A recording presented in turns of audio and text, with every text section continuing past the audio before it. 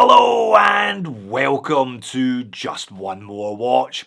Welcome today to my review of a Xeric that is half sensible and sophisticated, but half mental and crazy, all at the same time. So then, half dinner jacket, half straight jacket.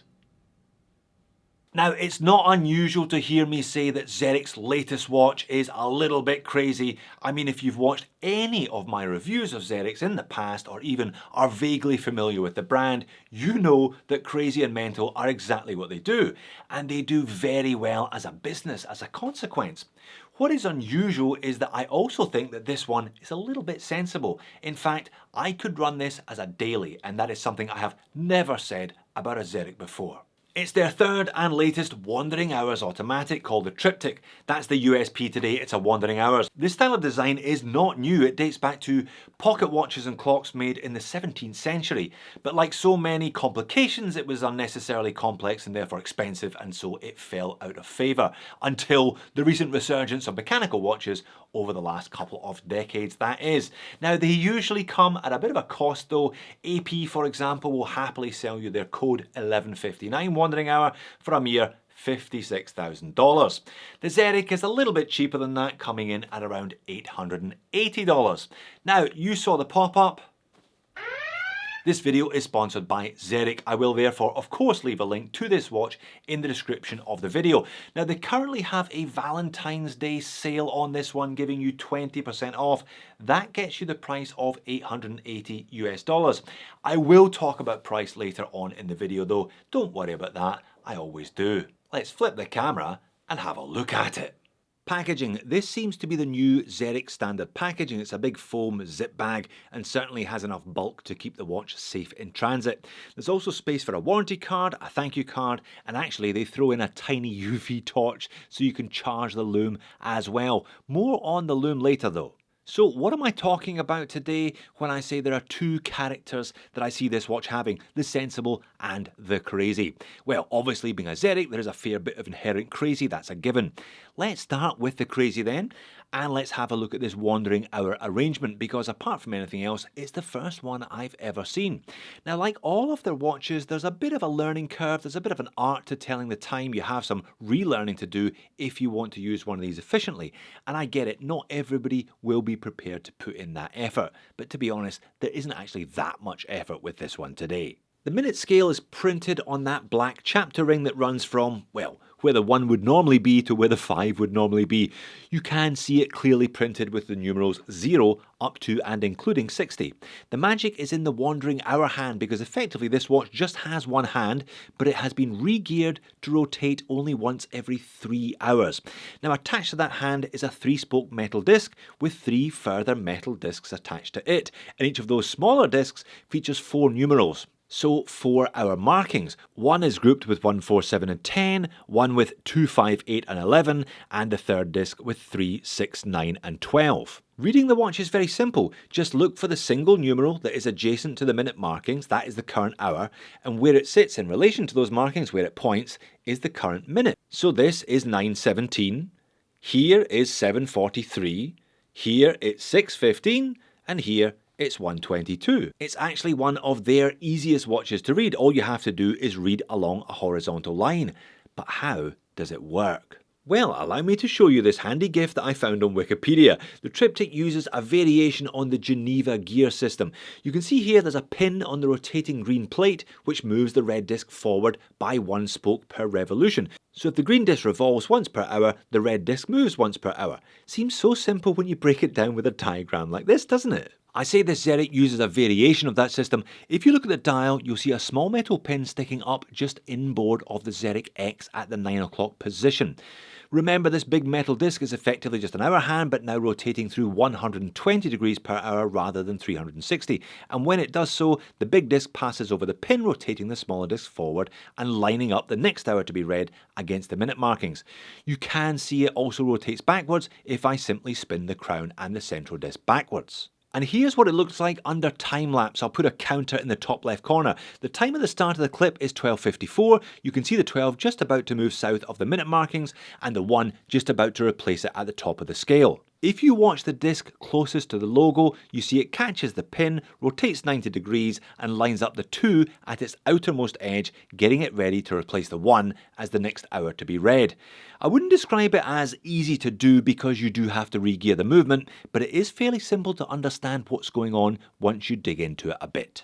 So then, that is the Crazy. It's a really interesting way of telling the time, and the whole dial face, when you look at it closely, looks like nothing other than this style of wandering hour watch. But at the same time, I think it's still fairly sensible. Now, I asked for them to send me this black and white panda colour variant because A, I like pandas, and B, I think you could totally wear this as a daily.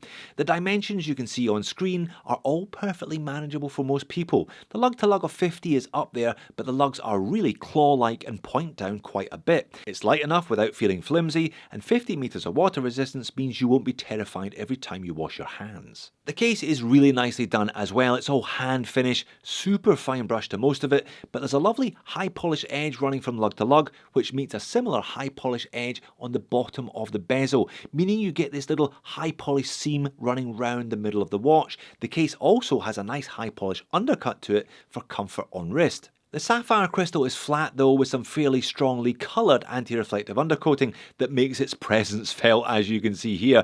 Maybe a piece of mildly domed crystal would have enhanced the look overall. The movement doing the magic today is a modified Miyota 9000 series, instantly recognisable to most of you, I'm sure. Now, the change of gearing and that big heavy metal hand has reduced the power reserve slightly down to 36 hours.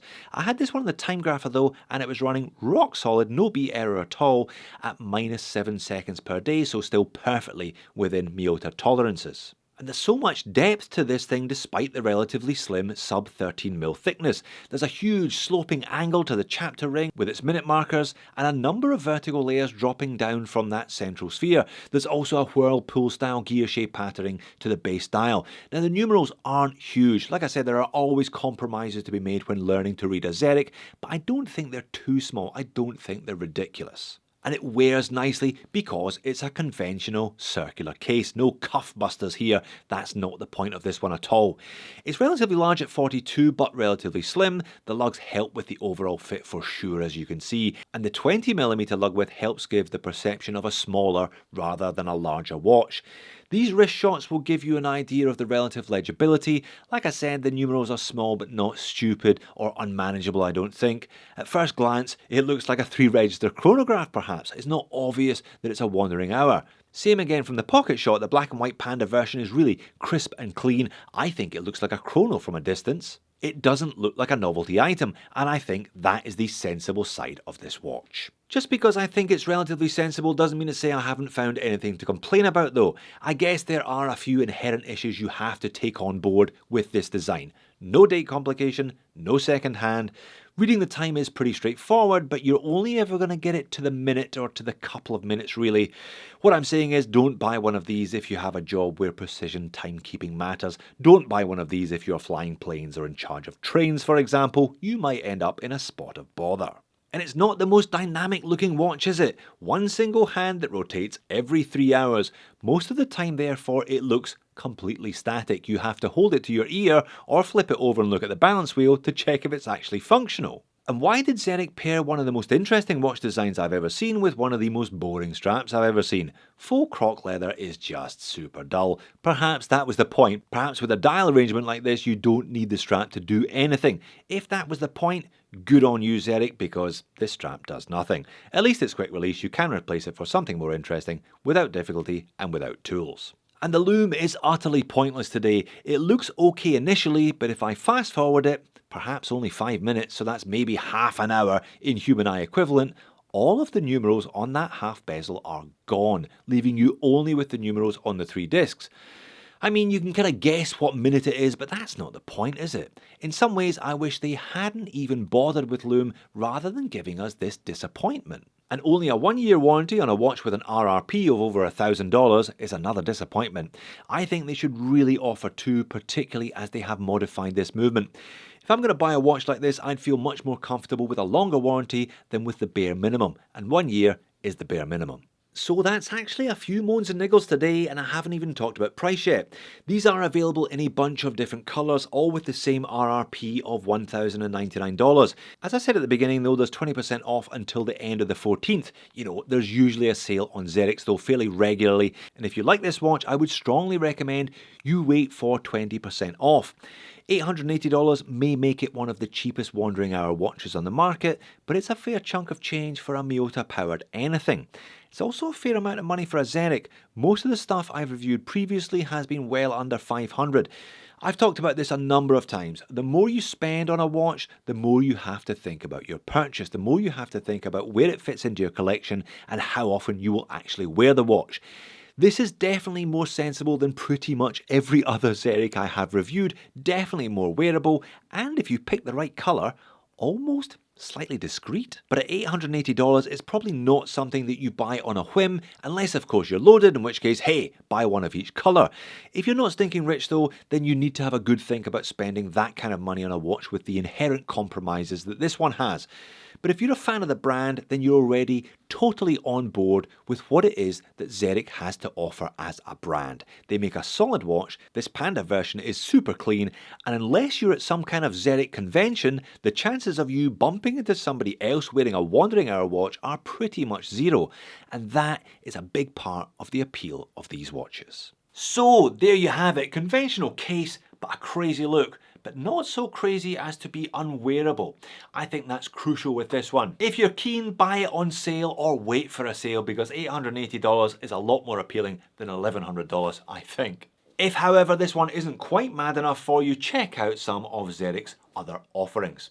Thanks for watching this video. I will see you again in a future one, I hope.